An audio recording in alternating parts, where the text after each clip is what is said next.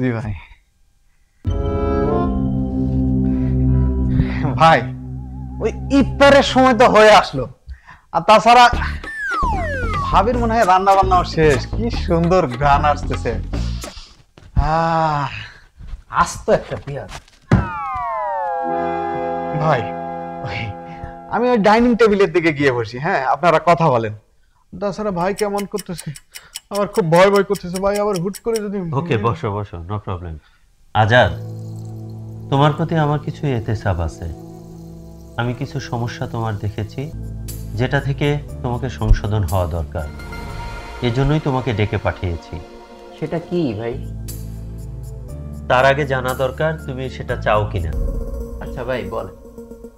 আরে ভাই, ও তো আস্ত একটা কালপিট। ও নামাজ রোজা করলে কি হবে? ওর তো কোনো ইমানই নাই ভাই। ও কোনোদিন জান্নাতে যেতে পারবে? আরে এগুলা বলেন না তো ভাই, এগুলা শুনলে আমার ভাই মাথা মতো ভাই গরম হয়ে যাবে। কথা বলেনি না ভাই, আমার কথা আমার কাছে বলেনি না ভাই। বিয়াদব, ওরে আমি যদি পাই ভাই, ওর যে কি অবস্থা করব ভাই বুঝেন ভাই। আপনি দেখেন আমি কি করি ভাই। ভাই প্লিজ আমার একটু সময় নষ্ট করে দিব। সেটা ঠিক হলে গীবত। একজনের অনুপস্থিতিতে তার দোষ ত্রুটি সম্পর্কে আরেকজনকে বলাই হলো গীবত। জি ভাই, আর ওই গীবতকারীর গুনাহ হচ্ছে ভাই মৃত ভাইয়ের গোশত খাওয়ার সমান। কত জঘন্য। খোঁটা দিয়ে কথা বলা যাবে না। খোঁটা দিয়ে কথা বলা আর গীবত দুটাই খারাপ। মাজেদ, আমি জানি তুমি আজকে রোজা না। ভাই ভাই আপনি দেখে ফেলছেন ভাই। ভাই আমার খুব ক্ষুধা লাগছিল ভাই, এজন্য খেয়ে ফেলেছি ভাই। ভাই আমাকে মাফ করে দেন ভাই। মাজেদ, আমার কাছে ক্ষমা নয়, আল্লাহর কাছে ক্ষমা চাও। আর মানুষের ভয়ে নয়, আল্লাহর ভয়ে রোজা রাখো। কারণ আল্লাহ বলেছেন রোজা আল্লাহর জন্য, আর এর প্রতিদান আল্লাহ নিজেই দিবেন।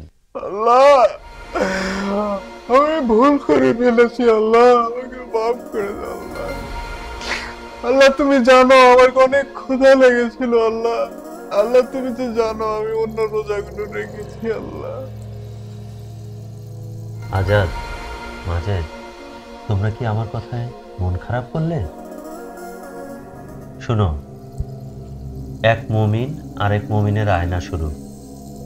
একজন আরেকজনের কোনো ভুল দেখলে সেটা কাছে ডেকে সুন্দরভাবে সংশোধন করে দিতে হয়।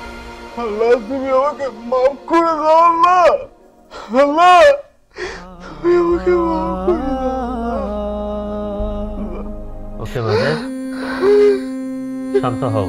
আজাদ, মাজেদ, চলো, ইফতারির সময় হয়ে যাচ্ছে, আমরা টেবিলে যাই। না ভাই, আমার অনেক ভয় ভয় লাগতেছে। আমি আল্লাহর সাথে 2 নম্বরই করছি। আমি ইফতারি করব না ভাই, আপনারা যান ইফতারি করেন, আমি আসি ভাই। মাজেদ, ভুল তো মানুষই করে, আর মাপ তো আল্লাহ করেন। তুমি একান্তে আল্লাহর কাছে মাপ চেয়ে নিও। আল্লাহ মাফ করতে অনেক ভালোবাসেন। তুমি তো মালিক এই ধরনীর, চাইলেই ক্ষমা করে দাও, চাইলেই ক্ষমা করে দাও।